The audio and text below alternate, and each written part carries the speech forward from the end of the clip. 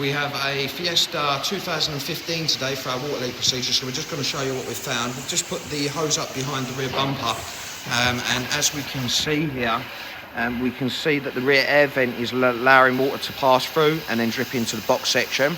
It is a very common fault. If I just quickly pull our camera out, and we can see these two holes here, which are right here. We can see that the bottom hole there is actually letting water pass through. So what they do from the factory is they put blanking tape over these, so it's just like sticky tape.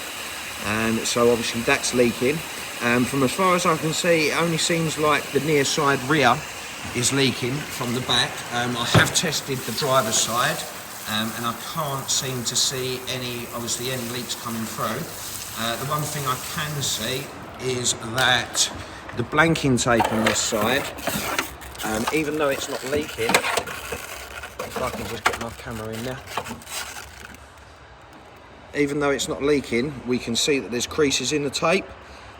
So obviously it's not been put down flat, so obviously that won't take long and then it will start leaking in eventually.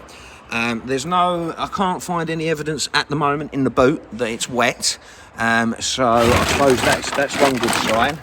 But obviously that does filter into a box section. Sometimes some people do take the grommets out the back. We can see that the rear bumper's not actually lined up properly, so it's had the rear bumper off in its life. And then if we quickly focus on this driver's door, what we're going to do is we're going to pour some water down the back of the window, just simulating it's out in the rain. And then if we come down to the bottom, it should exit out through the bottom of the door, which it is doing. But as we can see here, we have a run mark coming from the door panel, and that would be from the door membrane. So what that would then do is it would build up on this rubber here, and then what it would then do is then slowly work its way into the car. If we just quickly lift this mat up, there's a little spy hole down here on the Fiestas, and if I just quickly press this here, we can see that it's soaking wet under there.